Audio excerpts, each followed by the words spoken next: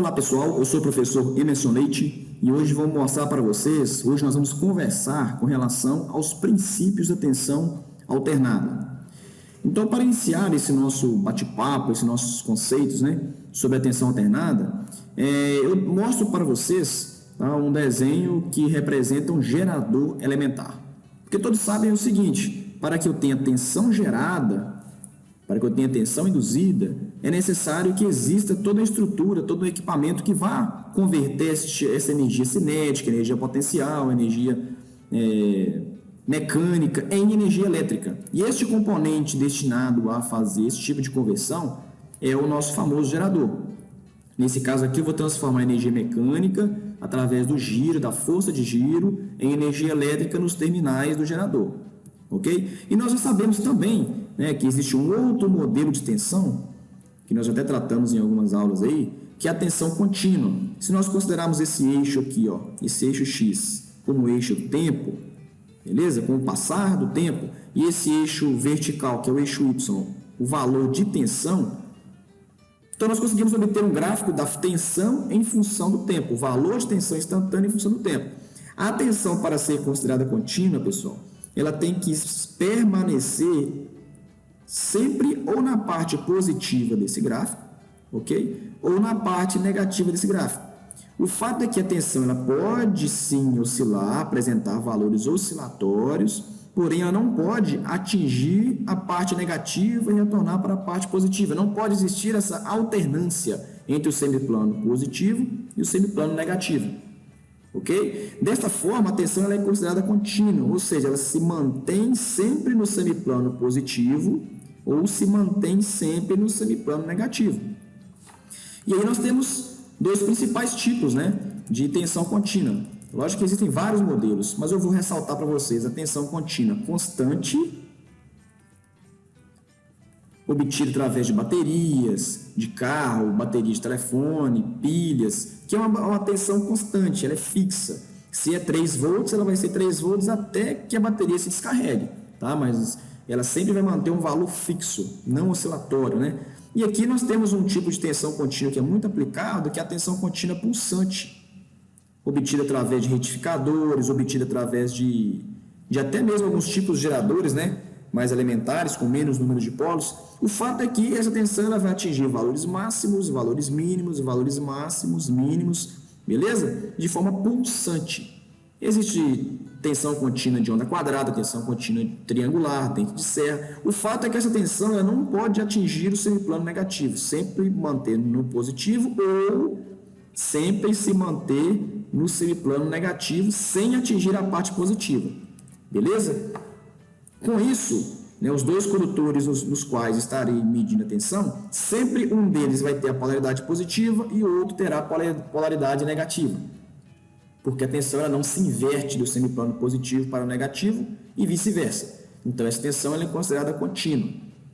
Ok? Já a tensão alternada, o próprio nome diz alternada. O conceito fundamental da tensão alternada é o seguinte: tensão alternada é a tensão cujo valor varia instantaneamente, ou seja, a cada instante de tempo eu tenho um valor diferente, e a polaridade se inverte periodicamente. Então, para ser alternada, olha só, a polaridade tem que inverter de positivo para negativo periodicamente.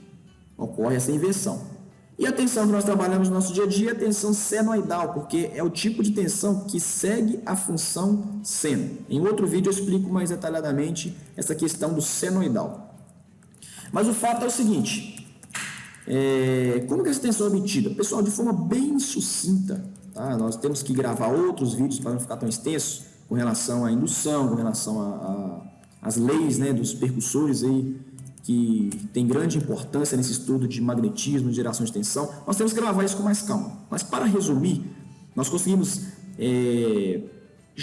resumir toda essa parte de geração de energia através de uma equação, tá bom? Que é a seguinte equação aqui, tensão induzida é igual a menos N vezes a taxa de variação de fluxo em função do tempo.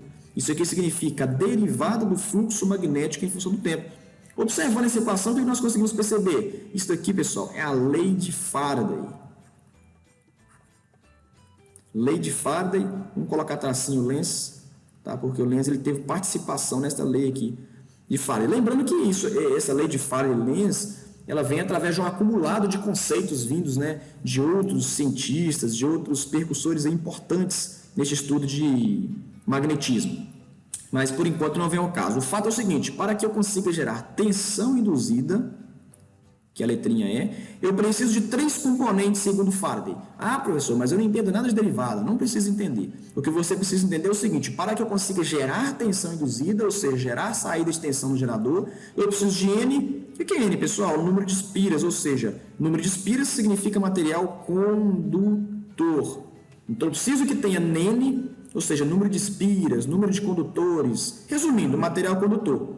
Eu preciso que tenha Φ. O que é Φ, professor? Campo magnético. Então, eu preciso que exista campo magnético. E eu preciso que exista também, taxa de variação de campo em função do tempo. O que significa taxa de variação de campo em função do tempo? É taxa com que o campo varia em função do tempo. Variação de campo, pessoal. Taxa de variação significa o quê? É a mesma coisa de falar o quê? Movimento. Então, esta componente aqui, eu posso resumir ela na seguinte palavra, movimento. Ou seja, ou o campo magnético precisa se movimentar, ou eu preciso de ter um condutor que vá se movimentar nesse campo magnético. Então, para Faraday, resumindo a lei de Faraday através das componentes aqui, eu preciso de ter campo magnético, eu preciso ter movimento e condutor. Unindo essas 3 componentes, interagindo elas entre si, eu terei a geração de tensão induzida, ou seja, eu vou gerar tensão na saída de um gerador. E verificando aqui esse gerador elementar, nós conseguimos verificar esses 3 componentes? Será? Vamos ver, olha só, eu tenho um ímã permanente aqui no estator, né, na parte fixa, onde eu tenho o campo norte e campo sul. Beleza? Então, se eu tenho norte e sul, aqui eu tenho o campo magnético. Ok? Então, o primeiro ponto aqui, nosso primeiro item, nosso primeiro componente da lei de Faraday está satisfeito. Bom, este condutor aqui é uma espira, não é? Então, eu tenho um condutor através de uma espira apenas, lembrando que os geradores aí utilizados têm centenas, milhares de espiras enroladas aqui, né, utilizando o conceito de Ampere, tá? A gente entende o porquê, mas o fato é que eu tenho uma espira, e essa espira significa o quê? Material condutor. E agora o que eu vou fazer? Eu vou aplicar uma força mecânica, né, uma energia mecânica nessa manivela para fazer o giro desse condutor. No momento que esse condutor estiver girando dentro desse campo magnético, eu tenho movimento, que é o movimento do condutor em relação ao campo magnético.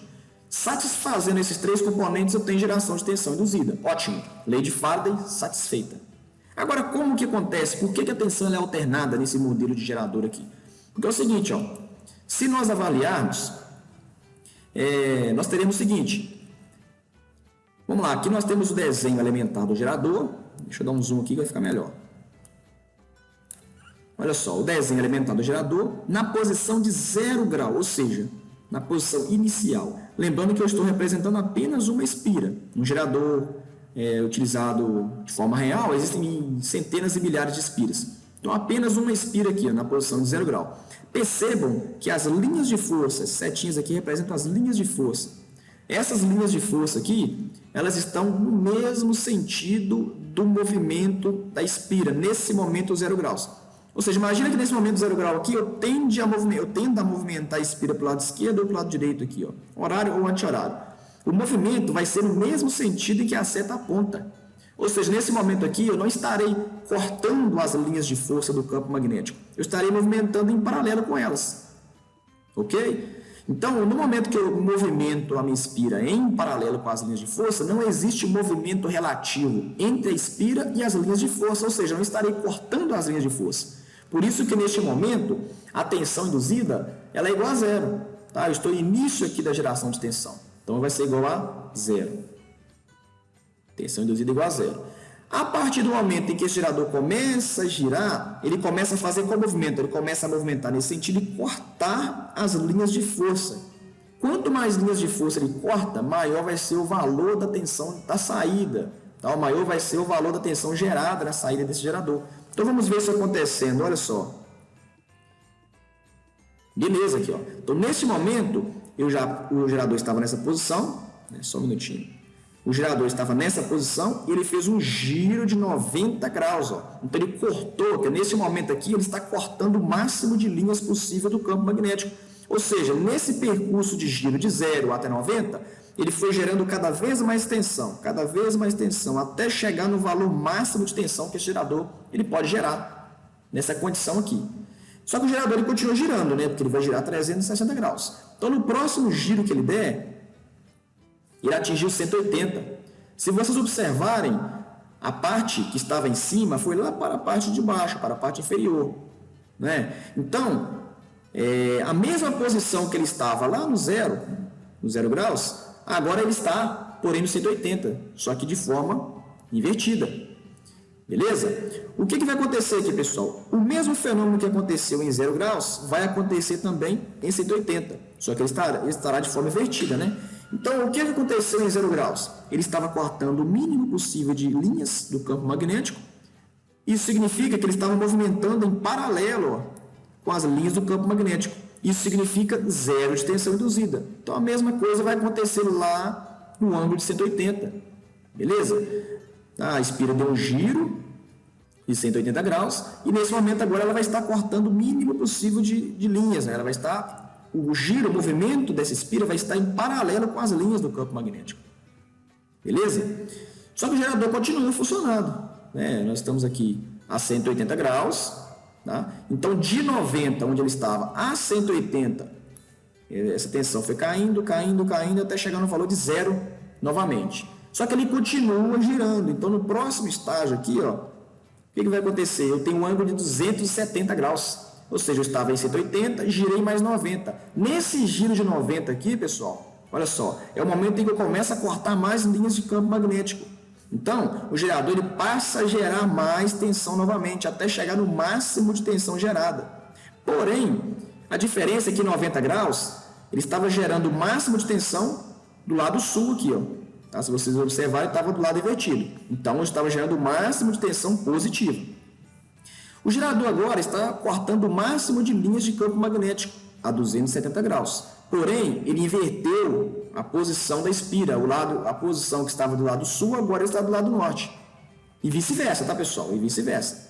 O que acontece é que agora eu estou cortando o máximo de linhas, ó, estou perpendicular às linhas de campo magnético, só que do lado invertido, tá? Então agora eu passo a aumentar a tensão gerada, porém do lado negativo do gerador. Beleza? Então eu tenho o máximo de tensão gerada, ou seja, tensão de pico, porém do lado negativo do gerador. E o gerador agora ele vai girar mais 90 graus para voltar, né, à posição inicial, que é o 360 graus. Que representa a mesma coisa do que 0 graus, porque vai chegar no ponto inicial. Então, vamos dar mais um giro nesse gerador. Pronto. Então, nós acabamos de dar mais 90 graus de giro e ele voltou para a posição inicial. Então, o 360 graus, que representa o giro completo, também é a mesma coisa que o 0 graus, né? Porque o gerador voltou para a posição inicial, então ele volta a gerar 0 volts como de início. E esse ciclo se repete N vezes, tá? De forma igual a esse processo que acabou de funcionar, que eu acabei de demonstrar para vocês aqui agora. Então, pessoal, é desta forma que a nossa tensão alternada ela é obtida. Então, nesse semiplano aqui, nesse semiciclo, nós temos valores positivos da tensão, ela se inverte atingindo valores negativos. E o porquê que ocorre esta inversão? É justamente devido ao ângulo de giro das espiras dentro do gerador. Então, existe momentos que ela vai estar gerando o máximo positivo, existe um momento que essa espira agora vai dar um giro, né? E vai estar do lado norte, então vai estar gerando o máximo negativo, ou vice-versa, tá? Porque a bobina ela é constituída de duas partes, né? Então, eu tenho um lado da bobina e outro lado da bobina. Então, quando um lado estiver do lado norte, o outro lado das espiras estarão do lado sul, né? Então, essa tensão vai estar sempre se alternando. E por que o formato, né, ele é senoidal, ele tem esse formato de seno? Todo mundo sabe que o gerador ele gira, beleza? Em formato circular, variando de 0 graus a 360 graus. Então, essa característica construtiva do gerador, tá? E essa característica de girar de 0 a 360 graus, vai gerar valores de tensão proporcional ao seno. Por isso que o formato da tensão que nós utilizamos em nossa casa é o formato senoidal, ele vai seguir a função seno. Como que eu sei que isso é verdade? Seno de 0 é igual a 0. Seno de 90 é igual a 1, ou seja, 1 é o máximo positivo que ela pode obter, 100%. Seno de 180 é 0, ou seja, voltei a gerar 0 volts novamente, né? Seno de 270, quem que fizer na calculadora vai ver que é menos 1, ou seja, estou gerando 100% agora negativo. É o mesmo valor de tensão positivo, porém agora negativo. E o seno de 360, 0. Então, qualquer valor de ângulo que eu pegar aqui da minha senoide, tá, eu vou ter um valor de seno correspondente ao valor que está gerando aqui nesse momento. Por isso que eu posso falar que essa função ela segue o seno. Daí o nome senoidal.